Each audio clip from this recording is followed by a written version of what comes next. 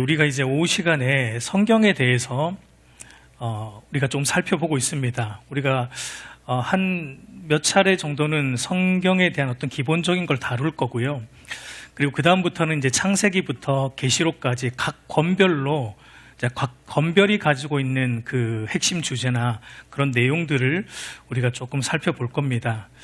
자, 지난 시간에 우리는 하나님의 특별 계시로서의 성경에 대해 살펴보았는데, 여러분, 하나님은 자신을 두 가지의 방식으로 우리에게 나타내어 주셨어요.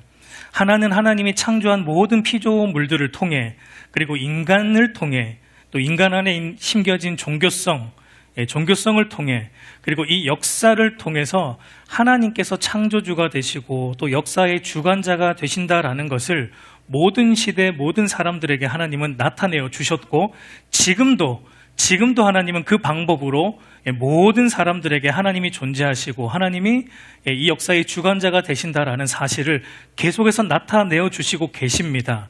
그래서 이것을 여러분 신학적으로는 뭐라고 우리가 부른다고 그랬죠? 하나님의 일반 계시라고 부른다라고 말씀드렸습니다. 근데 이제 하나님의 일반 계시, 이런 일반 계시로는 우리가 하나님의 뜻을 충분히 알 수는 없었어요.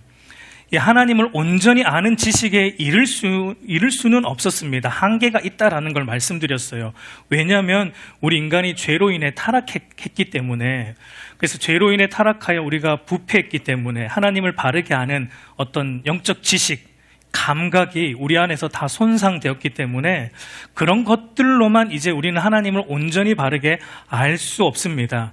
그래서 인간이 스스로 하나님을 알고자 했던 모든 시도와 모든 찾고자 했던 시도들은 다 실패했어요. 그 실패한 결과물들이 오늘날 이 땅에 있는 뭘로 나타나고 있었습니까? 인간 스스로 하나님을 찾고자 했던 모든 시도가 다 실패했는데 그 결과물로 이 세상에 있는 것들이 바로 우상들이에요.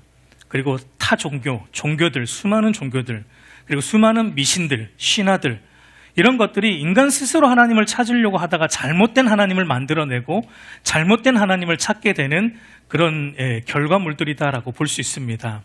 그러니까 이와 같이 인간 스스로 하나님을 찾을 수 없고 만날 수 없는데, 그래서 이제 하나님이 친히 자기가 당신께서 스스로 우리에게 하나님을 나타내어 주셨는데, 특정한 사람들에게 특별한 방법으로 하나님 자신과 자신의 뜻을 나타내어 주셨어요. 그래서 이것을 신학적으로는 하나님의 특별 계시다라고 말했습니다. 그래서 구약에서는 하나님이 모세와 같은 자들, 선지자와 같은 자들에게 특별한 방법으로 하나님을 나타내어 주셨죠. 직접 말씀해 주시거나 천사를 통해 말씀해 주시거나 꿈과 환상과 이적을 통해 말씀해 주시거나 하는 특별한 방법들로 하나님과 하나님의 뜻을 계시해 주셨고, 그것을 이제 글로 기록하여 남기게 하셨고, 그렇게 이제 남겨진 것이 구약 성경이었고, 그리고 때가 참에 누가 오셨죠?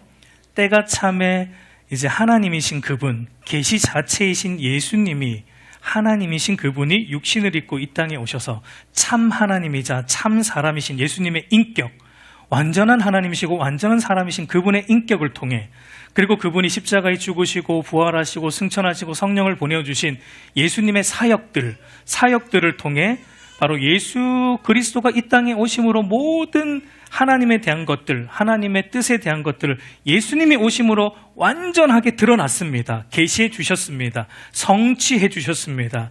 그리고 예수님의 그 인격과 사역을 눈으로 본 그들의 제자들, 사도들이 이제 성령의 감동으로 예수님의 계시를 글로 남기게 된 것이 신약 성경이고, 그렇게 이제 구약에서 신약에 이르기까지 글로 남겨진 3927, 총 66권, 구약 39권과 신약 27권, 이것이 이제 하나님의 특별 계시로서의 완성, 성경이 바로 특별 계시로서의 완성이다라는 걸 말씀드렸습니다. 여러분, 그래서 우리 개신교가 속해 있는 장로교 개혁교회는 이 신구약 성경 66권만을 정확무어한 하나님의 말씀으로 받아들입니다. 그래서 우리 장로교회가 속한 장로교 신학을 12가지로 이제 간략하게 요약한 장로교 12신조라는 게 있어요. 그 첫 번째를 이렇게 이제 시작을 하는데 이렇게 말합니다. 우리 한번 같이 읽어보겠습니다. 신구약 성경은 하나님의 말씀이니 유일의 법칙이다. 그러니까 여러분, 성경만이 우리의 신앙, 그러니까 우리가 무엇을 믿어야 하는지, 그리고 우리의 행위, 그러니까 우리가 어떻게 살아야 하는지를 결정해주는 유일한 법칙, 유일한 규범이다라는 것을 말하고 있습니다. 이것으로 시작을 합니다. 왜 그러냐면 우리가 계속 봤지만 성경은 인간의 창작물이 아니라 누구로부터 나온 것이기 때문에, 하나님으로부터 나온 하나님의 말씀이기 때문에 우리의 신앙과 행위에 대한 아주 절대적인 권위를 가지고 있다라고 우리는 믿습니다. 오늘 이제 제가 간략하게 좀 다뤄보고자 하는 게 이 부분입니다. 성경의 권위예요. 성경의 권위. 이 성경이 하나님의 말씀으로 우리의 신앙과 행위에 대해서 절대적인 법칙인데 다른 법칙은 없다라는 겁니다. 여러 가지 법칙이 있는데 그 중에 하나가 성경이다, 이렇게 말하지 않습니다. 오로지 성경만이 우리의 신앙과 삶에 대한 유일무이한 법칙이다. 그러니까 이건 성경의 권위를 말하고 있는 건데요. 그러면 과연 이 성경의 절대적인 권위가 어떻게 우리에게 주어졌는가, 이 부분을 좀 간략하게 보고자 합니다. 여러분, 성경의 권위와 신뢰성의 기초는 성경이 인간의 저작물이 아니라, 물론 인간이 썼지만 어쨌든 인간의 저작물이 아니라 근본적으로는 하나님의 영감으로 기록된 하나님의 작품이기 때문에 그렇습니다. 그러니까 하나님의 영감으로 기록되었다라는 것에 대한 대표적인 두 구절, 오늘 우리가 읽은 그 두 본문인데, 디모데후서 3장 16절 17절을 다시 보면은 모든 성경은 하나님의 감동으로 된 것으로 교훈과 책망과 바르게 함과 의로 교육하기에 유익하니 이는 하나님의 사람으로 온전하게 하며 모든 선한 일을 행할 능력을 갖추게 하려 함이라. 여러분, 사도 바울은 모든 성경, 일부가 아니라 모든 성경이 하나님의 감동으로 기록되었다라고 말하는데, 여기서 이제 하나님의 감동으로라는 말이 헬라어로 보면은, 그러니까 헬라어의 원어적 의미를 보면은 하나님의 영으로, 그리고 하나님의 숨결로, 아니면 하나님께서 숨을 불어 넣으심으로, 이렇게 의미할 수 있습니다. 그러니까 이것이 의미하는 바는, 그러니까 성경의 기원, 그러니까 성경은 하나님으로부터 시작됐다라는 걸 의미하고자 하는 거예요. 그리고 사도 베드로의 말도 보면 베드로후서 1장 20절에서 21절을 보면은 먼저 알 것은 성경의 모든 예언은 사사로이 풀 것이 아니니 예언은 언제든지 사람의 뜻대로 낸 것이 아니요 오직 성령의 감동하심을 받은 사람들이 하나님께 받아 말한 것임이라. 그러니까 성경이 인간 저자들에 의해 기록되긴 했지만, 그러나 성령의 감동하심을 받은 사람들이 하나님께 받아 기록했기 때문에 성경의 원저자는 인간이 아니고 하나님이시다라는 걸 사도 베드로도 말하고 있어요. 그렇다면 여기서 우리가 조금 이제 깊게 생각해 볼 부분이, 이제 사도 베드로가 말하고 있는 성령의 감동하심을 받은 사람들이 하나님으로부터 받아 기록했다라는 요 부분인데, 그러니까 요 부분이 무엇을 이제 우리에게 좀 말하고 싶으냐면, 성경이 어느 정도 영감이 되었고 어떤 방식으로 성경이 기록하게 하셨는가, 요 부분을 이제 좀 말하고자 하는 부분이에요. 그러니까 영감의 정도와 영감의 방식에 대해서 이제 조금 말하고자 하는 겁니다. 여러분, 이 부분에 대해서 신학적으로 여러 가지 견해가 있는데 뭐 다 얘기할 필요도 없고요. 또 들어도 아마 이게 저도 어떨 때는 들어도 모르겠어요, 무슨 말인지. 신학교에서 배우기도 했는데요.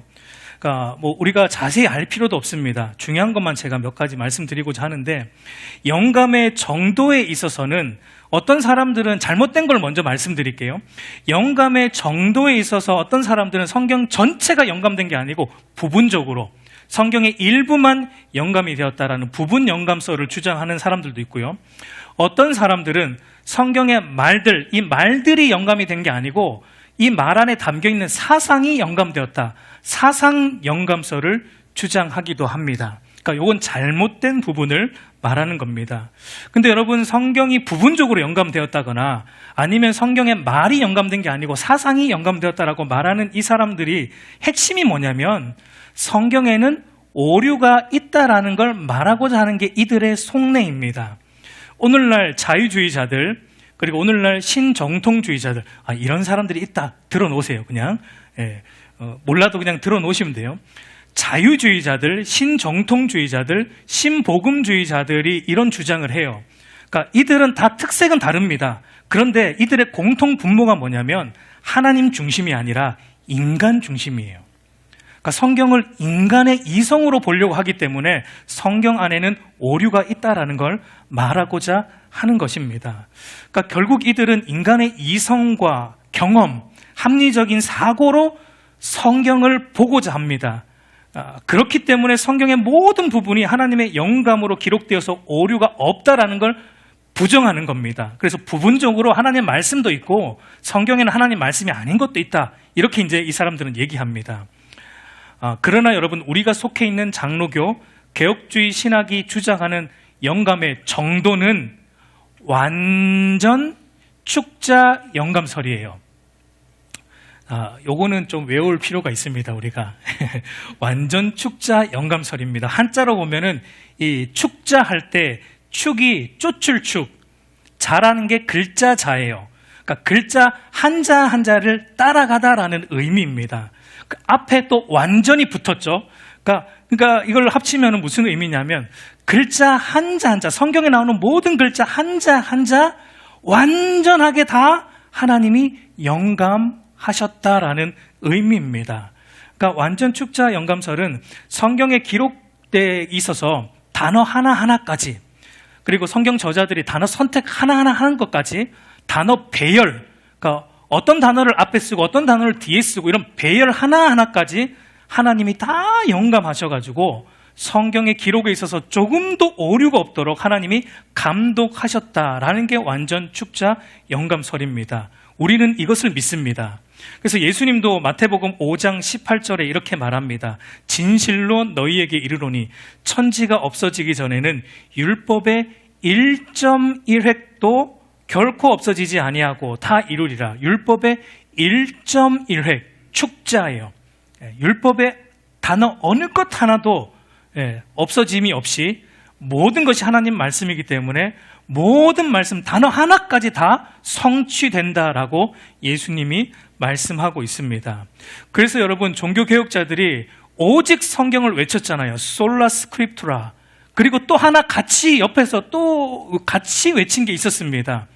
오직 성경이어야 되고 또 전체 성경이라고 외쳤어요. 토타 스크립투라 그랬어요. 오직 성경만이고, 그런데 그 오직 성경은 전체 모든 성경 다 우리가 우리의 신앙과 우리의 삶에 대한 유일한 법칙으로 우리가 삼아야 된다. 성경의 일부만이 아니라 모든 성경 전체를. 그러니까 우리가 믿어야 되는 성경에 대한 영감의 정도는 전체예요. 완전히 단어 하나까지, 문장 배열에 이르기까지 모든 것을 하나님이 감독하셨고 영감을 주셔서 오류가 없도록 하나님께서 섭리하셨다라는 걸 우리는 믿습니다. 물론 제가 이렇게 말하는 것은 성경 원본에 대한 얘기입니다. 사실 우리는 지금 사본을 보고 있기 때문에, 사본을 번역한 성경을 보고 있기 때문에 어쩌면 번역상의 오류는 있을 수 있어요. 그러나 의미상의 오류는 조금도 없어요. 지금 우리가 들고 다니는 성경도 마찬가지입니다. 의미상의 오류는 조금도 없습니다. 하나님께서 성경 66권이 완성되어 가고 또 이렇게 우리에게 주어지는 과정 속에서 하나님이 섭리하셨기 때문에 이 성경에는 오류가 조금도 없다는 걸 우리는 믿는 것입니다. 그러면 여러분, 성경의 저자들이 단어를 선택하는 부분에서 단어를 또 배열하는 부분에 이르기까지 전부 하나님이 감독하시고 영감을 하셔서 기록하게 하셨다면 이런 의문이 들 수가 있어요. 단어 하나까지 하나님이 감독하셨다? 단어 순서까지, 어떻게 순서를 쓸지까지 하나님이 감독하셨다? 아니, 그러면은 이거는 거의 받아쓰기 수준이 아닌가? 기계적으로 성경의 저자들이 하나님이 이렇게 단어 선택까지, 단어 배열까지 영감하시고 감독하셨다면 성경 저자들이 기계적으로 받아 쓴 것이 아닌가라는 의문이 들 수 있습니다. 그러니까 이것이 바로 영감의 방식에 대한 내용인데, 먼저 잘못된 것부터 말씀드리면 기계적으로 받아 썼다라는 기계적 영감설은 잘못된 견해입니다. 받아쓰기 하듯이 내가 불러줄 테니까, 하나님이 내가 불러줄 테니까 너는 받아 써 하고 그냥 그대로 받아 썼다라고 하는 것은 잘못된 견해이다라고 볼 수 있습니다. 여러분, 만약에 하나님께서 성경 저자들에게 아무 생각 없이 기계적으로 받아쓰게 하셨다면 굳이 사람을 사용하실 필요가 없습니다. 하나님은. 예. 이 불완전한 인간을 통해 왜 쓰십니까? 성경을. 굳이 그렇게 하실 필요가 없어요. 그렇게 하실 거면 천사를 통해서 하셔도 됩니다. 아니면 하나님이 직접 써주셔도 돼요. 굳이 불완전한 인간의 손을 거칠 필요가 없습니다. 그럼에도 하나님은 왜 인간 저자들에게 감동을 주셔서 성경을 기록하게 하십니까? 하나님의 인격적 성품 때문입니다. 여러분, 하나님은 사람을 꼭두각시처럼 창조하지 않으셨어요. 인격적인 존재로 함께 교제하고 사귀는 인격적 존재로 창조하셨습니다. 그래서 여러분, 하나님이 성경 첫 5권을 쓴 모세에게 어떻게 찾아오십니까? 굉장히 인격적으로 찾아오시죠. 인격적으로 찾아오셔서 그에게 인격적으로 자신을 계시해 주시고 하나님과의 인격적인 사귐과 교제 안에서 모세의 성격, 모세의 어떤 기질, 모세의 은사, 재능, 모세가 받은 애국 왕자로서의 수사학과 그 법률학, 하나님이 이걸 다 사용하셔서 그래서 유기적으로 모세 오경, 창세기부터 창출 레민 신명기까지 모세 오경이라는 율법에 관한 부분을 모세를 통해 유기적으로 모세의 가진 특성들을 다 사용하셔서 모세 오경을 기록하게 하셨어요. 그래서 이것을 이제 성경의 영감의 방식을 우리 신학이 믿는 성경의 영감 방식은 유기적 영감설입니다. 유기적으로 하나님이 하셨다라는 겁니다. 하나님께서 성경 저자들의 독특한 성격, 그들의 재능, 교육, 경험, 문체, 스타일 등 이 모든 걸 하나님이 다 유기적으로 사용하셔서 성경을 기록하게 하셨지만 무엇은 없도록, 오류는 없도록 하나님이 감독하시고 영감을 해주셨다라는 것을 우리가 믿는 겁니다. 그래서 여러분, 성경 각 권들을 보면은 저자들마다 특성이 다르죠. 문체도 다르고 표현 방식도 다르고 어떤 저자가 선호하는 단어도 다 다릅니다. 만약 기계적으로 받아쓰게 했으면 여러분, 성경이 처음부터 끝 똑같을 거예요. 그러나 하나님이 저자들의 특성을 다 사용하셨습니다. 단적인 예를 들면 누가복음을 보면은 여러분 의학적인 표현들이 굉장히 많이 나와요. 누가복음에는. 그 이유가 무엇입니까? 누가복음을 쓴 누가의 직업이 의사였기 때문에. 마태복음을 보면요, 돈에 대한 기록들이 굉장히 자세히 기록되어 있습니다. 왜냐하면 마태복음을 기록한 마태의 직업이 세리였으니까. 그러니까 하나님이 이런 특성들을 다 사용하셨다는 겁니다.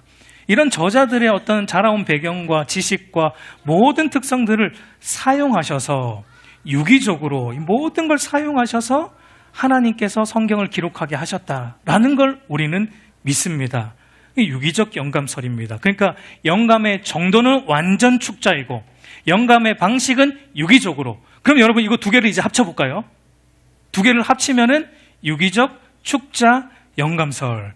요게 이제 최종적으로 우리 장로교 신학이 믿는 성경의 영감에 대한 개념입니다. 유기적 축자 영감설. 하나님께서 성경 저자들의 독특한 성격, 재능, 교육, 경험, 문체, 스타일 모든 걸 유기적으로 사용하셔서 성경을 쓰게 하시되 단어 하나까지 선택해서 배열에 이르기까지 하나님이 감독하심으로 오류가 없도록 하나님이 성경을 기록하게 하셨다라는 것이 우리가 믿는 유기적 축자 영감설입니다. 그래서 마틴 로이드 존스 목사님은 이것을 이제 이런 예화로 이제 우리에게 조금 이해가 쉽도록 설명을 해주는데, 우리 한번 조금 긴데 같이 읽어보도록 하겠습니다. 한 장소에서 다른 장소로 말을 타고 이동하는 사람이 있습니다. 오늘은 이 말을 타고 그 다음 날은 같은 길이지만 다른 말을 타고 갑니다. 첫날에 탔던 말은 힘이 세고 젊은 말이라면 둘째 날에 탔던 말은 힘이 없는 늙은 말입니다. 두 말이 가는 방식은 다릅니다. 한 말은 힘이 있게 가고 한 말은 힘없이 천천히 갑니다. 이것은 바로 성경이 쓰여진 문체는 다를 수 있다는 것입니다. 그러나 두 말이 동일한 기수에 의해 인도받고 통제받아 결국은 같은 목적지로 가게 되듯이 성경의 각 저자의 다름이 있지만 하나님은 그 모든 다름조차 인도하고 통제하고 영감하셔서 결국은 같은 목적지인 구원이라는 성경의 저작 목적을 기록함에 있어서 동일한 결과를 오류가 없이 만들어 내신다는 것입니다. 이것이 우리가 믿는 유기적 축자 영감설에 대한 이해입니다. 그래서 여러분, 예수님은 모든 성경을 너희가 상고하거니와, 이 성경은 누구에 대한 이야기다라고 말하죠.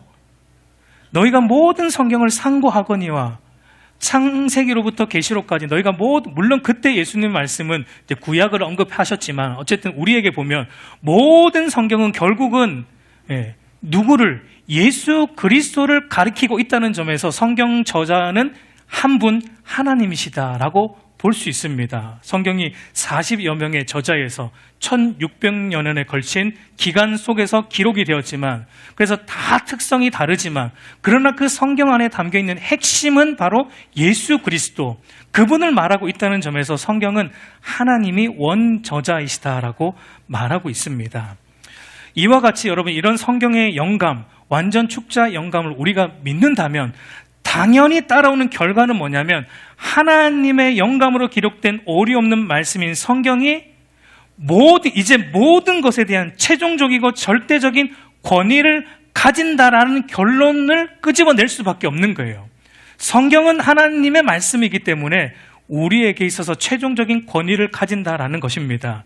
여기에 대해 웨스트민스터 신앙 고백이 아주 명확하고도 아주 일목요연하게 설명해 줍니다. 한번 이 부분도 같이 읽겠습니다. 성경에는 권위가 있다. 그 권위로 인해 우리가 성경을 믿고 그에 순종해야 하는 것이다. 성경의 권위는 사람이나 교회의 증거에 좌우되는 것이 아니라 성경의 저자요 진리 자체이신 하나님께 전적으로 달려있다. 그러므로 우리가 성경을 받아들여야 하는 것은 그것이 하나님의 말씀이기 때문이다. 여러분, 이것 때문이에요. 성경은 하나님께서 조금도 오류가 없이 기록하여 우리에게 남겨주신 하나님의 말씀이기 때문에 우리가 그저 읽고 넘어가서만 되는 것이 아니고, 이것이 우리의 신앙과 우리의 삶의 모든 삶의 영역, 교회에서만이 아니고 저와 여러분이 살아가는 모든 삶의 영역, 여러분의 직장에서 살아갈 때도, 집에서 살아갈 때도, 여러분이 거하는 모든 삶의 영역에서 성경이 우리의 행동을 규정하는 절대적인 법칙이다, 절대적인 권위를 가진다라고 우리는 믿는 것입니다. 여러분, 이것을 믿습니까? 믿어야 돼요. 왜냐하면 그것이 하나님의 말씀이기 때문이에요. 그래서 여러분, 성경보다 과학이 우선시 될 수 없습니다. 성경보다 철학이 우선시 될 수 없습니다. 성경보다 세상에서 가르치는 지식이 우선시 될 수 없습니다. 성경보다 우리 이성이 우선시 될 수 없습니다. 성경보다 저와 여러분의 주관적 경험과 체험이 우선시 될 수 없습니다. 오직 성경만이 우리의 신앙, 그리고 우리의 행위의 절대적인 기준과 법칙이라는 겁니다. 이렇게 해도 되고 안 해도 되는 것이 아니라 이렇게 해야만 하는 절대적인 법칙이라고 말하고 있다는 걸 우리가 알아야 돼요. 여러분, 그런데 그러면 누구만 신구약 성경이 하나님의 말씀으로 우리의 신앙과 행위에 대하여 유일무이한 법칙이라는 것을 믿고, 그리고 믿을 뿐만 아니라 여기에 굴복할 수 있습니까? 거듭난 자만 가능합니다. 예수님께서 거듭나지 않고는 하나님 나라를 볼 수 없다고 말씀하셨듯이 성령에 의해 거듭난 자만이 이것을 믿고 믿을 뿐만 아니라 여기에 자기의 인생 전체를 굴복시킬 수 있는 것입니다. 그래서 여러분, 내가 진실로 거듭났는가 아닌가 가늠할 수 있는 가장 기본적인 잣대가 무엇입니까? 내가 성경을 어떻게 대하고 있는가예요. 내가 성경을 어떻게 대하고 있는가로 우리는 내가 진실로 거듭난 자인지 아닌지를 가늠해 볼 수 있습니다. 진실로 거듭난 자는 여러분, 마땅히 성경의 모든 기록 앞에서 찬송가 가사처럼 주의 음성을 내가 들으니 사랑한단 말일세라는 고백을 하게 돼요. 심지어 죄에 대한 선포 앞에서도, 심판에 대한 선포 앞에서도 주의 음성을 들으니 나를 사랑한단 말일세, 죄를 책망하고 심판을 향하는 그 말씀 속에서도 이것을 믿는 신자, 거듭난 신자는 나를 사랑한단 말일세라고 성경을 읽게 되는 것입니다. 여러분, 거듭난 신자에게 그래서 나타나는 가장 큰 특징, 자신의 신앙과 삶에 있어서 무엇보다 하나님의 말씀인 성경을 앞세운다라는 겁니다. 내 이성보다, 내 주관적 체험보다, 세상의 사고방식보다 하나님 말씀인 성경을 늘 앞세우고 성경 말씀을 기준으로 생각하고 말하고 행동한다라는 겁니다. 오늘 저와 여러분의 모습은 어떠합니까? 여러분, 교회 안에 어떤 분들을 보면 말씀을 자기의 신앙과 행위의 유일무이한 법칙으로 삼지 않는 사람들을 많이 보게 돼요. 그래서 무엇을 말씀보다 앞세우냐면 세상의 사고방식, 세상의 가치관, 다 이렇게 하더라. 세상 보니까 다 이렇게 살아가더라. 나도 어쩔 수 없이. 그게 오늘 우리가 본 롯과 같은 모습이었잖아요. 그런 신앙인들이, 그러니까 타협하는 신앙인들이 오늘날 교회 안에 많아요. 또 어떤 자들을 보면은 말씀을 자기의 신앙과 삶의 유일무이의 법칙으로 삼지 않고 머리로는 인정하는데 삼지 않고 뭘 앞세우냐면 자기 이성, 자기 이성적 판단, 이걸 앞세우면서 살아가기 때문에 그 사람의 삶의 특징이 뭘로 나타나냐면 말씀을 늘 취사 선택합니다. 내 이성적 판단으로 내가 하고 싶은 건 하고 내 이성적 판단으로 말씀 중에서 하기 싫은 건 안 합니다. 여러분, 그거 옳지 않습니다.